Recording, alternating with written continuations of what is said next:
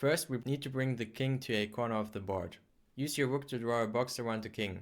Whenever you can make that box smaller without losing your rook, do that, like so.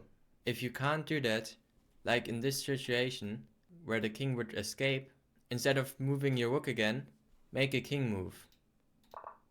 In this position, however, we can safely make the box smaller without the king escaping, so we play rook to d3.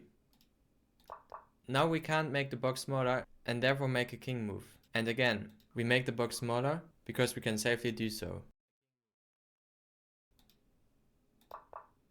To deliver the mate, the key is to get your opponent's king in the corner like so. You want your king to be a knight jump from the corner square and have your rook restrain the opponent's king to only 2 squares. So let's check the situation. The black king indeed has only 2 squares to go, so that's checked. However, if we were to check the enemy's king, the black king can escape to either b2 or a2. Therefore, it is not checkmate. We still need to move our king and knight jump from the corner. In this situation, b3 seems particularly useful. Notice how the enemy king has no squares to go to other than the 2 squares in the bottom left. In this situation, we cover the squares a2 and b2, which as discussed were the 2 escape squares. Can you see the mate in 1? That's right, rook to c1 delivers a checkmate. Now consider this situation. We already got the king into the corner, and therefore the enemy king has only 2 squares to move to. However, with our king on c6, our king is not a knight jump away from the corner in which the black king is going to be checkmated. Therefore, we need to move our king. King to c7, covering these 2 squares. Now it's black to move with the only available move, king to a7. In order to deliver the checkmate in this position, we simply let our rook on the current row or file that it is on and move it once. The only move for the opponent's king that is left is going into the corner. Once he has done that, we can still deliver checkmate with our rook. Notice how our king blocks the escape squares and the rook delivers the checkmate. Now consider this position. It is your move to make. Take a moment and think about the next 2 moves.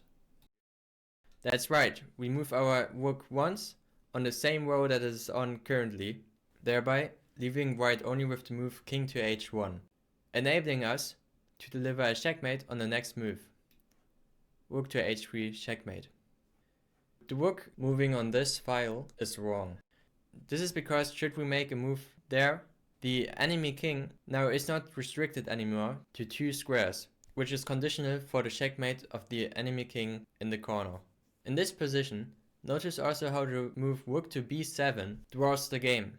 Therefore, you want to avoid making a cage so tight around the king that the king has no legal move to go to. This results in a stalemate because the other party is not checked but yet cannot move. However, white only wins if the other party is checked and cannot move.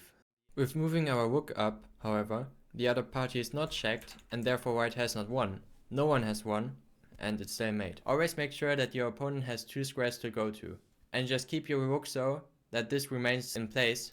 Then, if necessary, move it once. Let your opponent make his only legal move and deliver the checkmate. Stalemates are an important concept in chess, so it is important to keep them in mind. As a bonus, consider this position. What is the right move? Is it either king to b6 or king to a6? Find out by clicking the link in the description box. I post a lot of instructional chess puzzles like this on my Patreon. Consider starting a free trial. This was it with the video. I hope you enjoyed it. Please subscribe. Bye.